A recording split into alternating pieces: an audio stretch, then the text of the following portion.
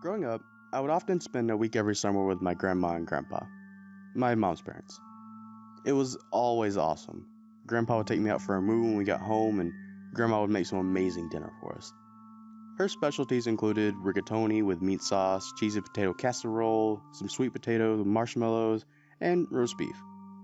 But no matter what the dinner, dessert was always pecan pie, which was just fine by us, because her pecan pie was fantastic. I still can't get the recipe just right, but one day I will find her secret recipe. When it was bedtime, Grandma and Grandpa used to tell me stories. Whose turn it was would go back and forth, and when it was Grandpa's turn, he would usually tell me a story like Dr. Seuss. Grandma would take a slightly different approach. She would tell me stories that had been in our family for years. Stories about how they would take my mom and her siblings on vacation, and how about Uncle Adam almost got stuck in a cave on their trip to the Grand Canyon, and how Grandpa almost got himself stuck trying to get him out. She would always shake her head fondly as she recalled it. 15 years ago, I was about to start my sophomore year of high school. I was looking forward to seeing my grandparents as usual, and my week with them went much like it always had before, until it got to bedtime on the last night I was due to go home. That was when Grandma sat next to me in the living room. "I know how much you always liked our stories, especially mine. While you're a bit older now than you were and probably don't need to be tucked in by your grandma, I would still be happy to tell you a story.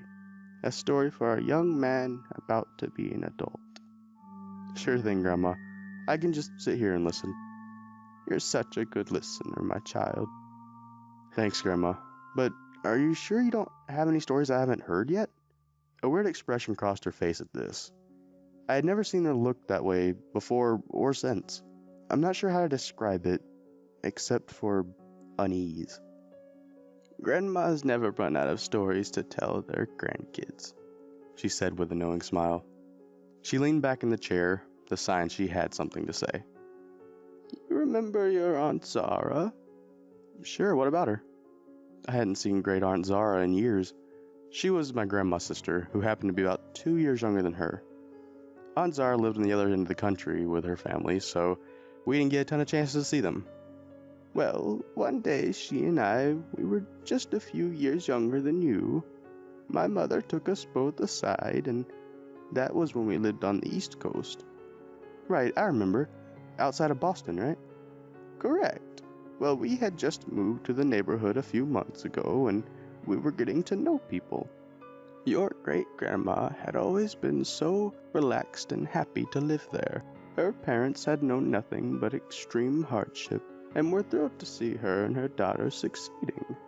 Our new house and neighborhood made them so proud." A smile crossed her face at this point. After all these years, her pride in her mother had never stopped. I knew the feeling well. "One day, however, she sat us down at the kitchen table. Zara and I knew it was serious. We sat down at the table for only 2 reasons: for meals and to discuss things of great importance. She sat us down, and our father was sitting right next to her. I will never forget the look on his face. It was rage crossed with fear. As you might imagine, this made Zara and me quite afraid. Mother immediately explained to us that everything was okay and we were not in any trouble. All she said was that we could play with any of the children in the neighborhood and go to any of the homes of the families, except for the Wilkinsons." "Who were they, Grandma?" "Those were the ones who lived in the area on the outskirts of town, in a white clapboard house and a neatly tended lawn. They were a year ahead of us in school, so we didn't have much reason to talk to them at all. I recognized them, sure, but that was all. In those days, you didn't dare question your parents, so we said yes, and that was the end of it. But before we left the table, they made us promise we would never go to their house." "Right. What made them tell you to stay away from them?" "They wouldn't tell us. After some time passed, believe me, I tried asking. At first they tried to avoid the question, and I would forget about it and move on. Finally, years later, after we had moved far away, they finally told us." She took a deep breath and continued. "As you know, back then, you were way more trusting of people than today. especially your neighbors. You left the doors unlocked at night, something that would be unthinkable today. One night, as Zara and I had been walking home from the movie, there had been someone following us. We never knew it, but one of our neighbors did. Mrs. Hale. A real sweet lady, but someone who didn't mess around. The kind of lady you both respected and feared. Our mother told us that Mrs. Hale had seen Mr. Wilkinson's following us that night when she was outside on her porch.